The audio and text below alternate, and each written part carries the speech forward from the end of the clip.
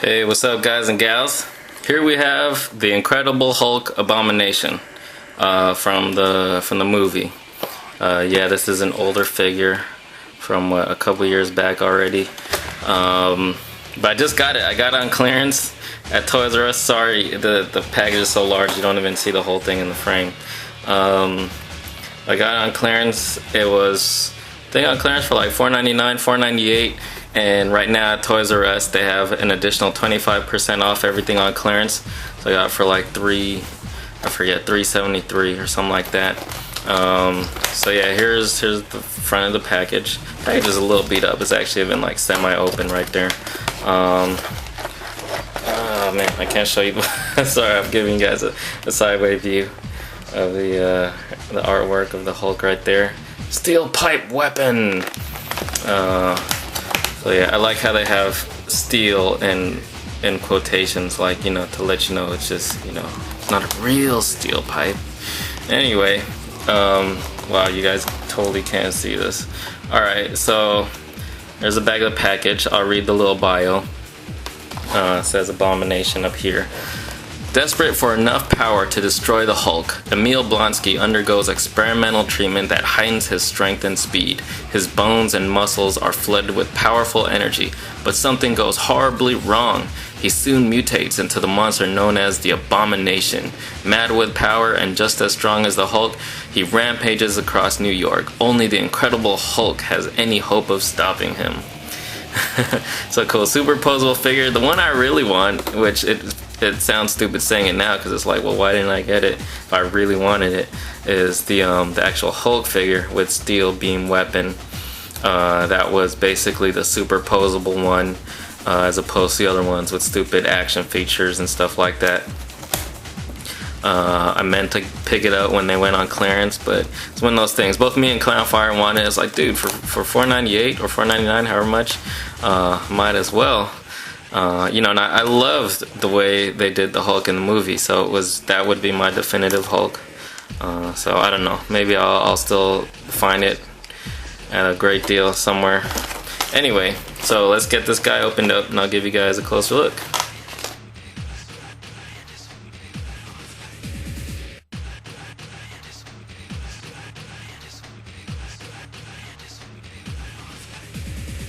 Alright, so there's a figure. Let's see what we get in the little leaflet, pamphlet thing here. It's most like a little catalog.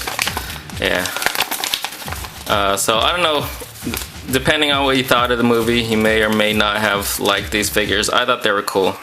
The movie was okay. It wasn't the best. It was definitely better than the previous one though. Although I liked some of the actors in the one before that. But you know, I just didn't like what was it, Ang Lee, what he did with it. So I did like the Incredible Hulk better, but still wasn't like, it was good. It was good, and I felt it was faithful. It just wasn't as awesome. I mean, come on, you take a movie like Iron Man and Iron Man 2, those movies are just pure entertainment. You know, that is like the perfect way to do movies, especially, you know, for these comic book movies. And the Hulk had so much potential, because I mean, come on, it's the freaking Hulk. You should just made fucking, you know, 2 hours of Hulk just smashing shit up. That would have been cool. No, that really wouldn't have been that great, but still. Yeah, so I do want that. Still gonna try to find that. So there you go. Anyway, I already wasted like 5 minutes. So here's the figure. Dude, this is actually, now I have it in my hands, I like it even better than I thought I would. Articulation is great. You can't really get his head to go up or down, but shoulders. You know what, I think, what's funny, look at that. I think his biceps are backwards. There you go. That looks right now. Those are triceps right there. There you go. So fix his arms. So yeah, shoulders, bicep, elbows, wrists. Not only can they swivel like that, but outward and inward. Mid torso, hips, knees, and ankle. Look at this guy. This dude is huge. I mean, it fills up the frame. And I'm holding it like as close as I normally hold my figure, so kind of got to bring him back. Excuse me, I think I just burped. I just ate before doing this. Anyway, I'm really, oh man, but all the more I feel bad for not getting the Hulk, because it's like, wow, these are amazing figures. Now, I'm gonna ramble for a second.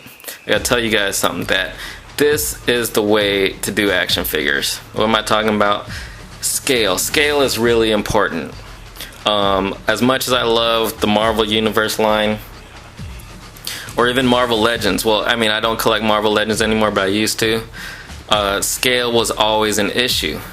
The figures that should be smaller, you know, weren't as small as they should be, and the figures that should be gigantic, like the Hulk and Abomination and several others, just weren't gigantic. Yeah, they were big, you know, but just a little bigger. They were still, for the most part, 6 inches or barely pushing 7. So anyway, what I always loved, though, when they finally started making the 4-inch figures, like with Superhero Showdown and now with Marvel Universe, is some of the older figures work great. Like the 6-inch figures work great for that scale. Like sometimes I'll use a 6-inch Juggernaut or a Hulk figure as my Hulk for the 4-inch scale, because they're as big as they should be. Or for example, like the Build-A-Figures, like the giant Sentinel. You know, yeah, it works for the 6-inch, but it works a lot better for the 4-inch figures as a giant Sentinel. Anyway, back to this. They did it right.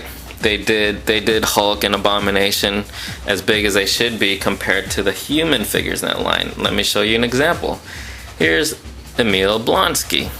This is from the same Incredible Hulk line. That's a human figure, 4-inch scale. Look how freaking huge this guy is compared to him. It's perfect. It's exactly as it should be. You know?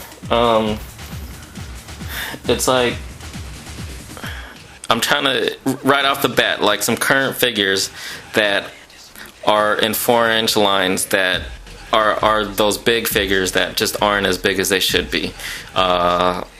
Ironmonger, Juggernaut, who else? The Hulkbuster, Iron Man. Even the Hulk, you know, I recently got the Red Hulk, and as great as a figure it is, the biggest issue there is scale. He's just barely taller than the other 4-inch figures when he should be like this big.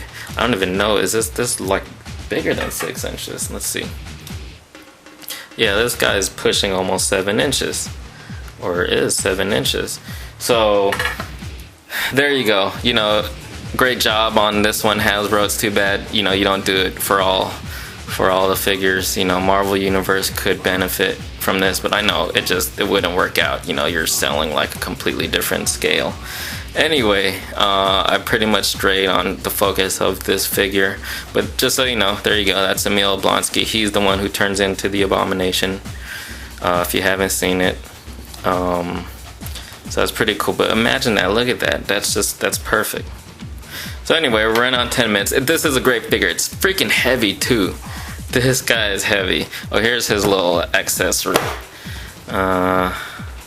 Guess it's like a breakaway kind of thing. Steel pipe and it breaks away.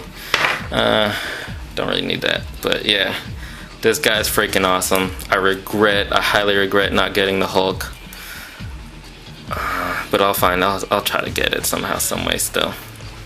Here, I'll give you guys a 360. Look how big and bulky this guy is.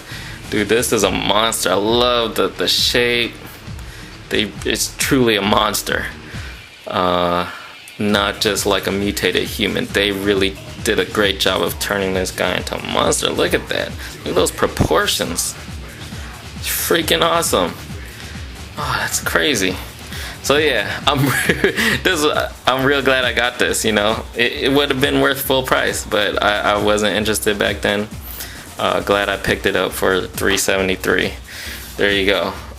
Incredible Hulk, Abomination. I'd highly recommend it if you can find it at your Toys R Us.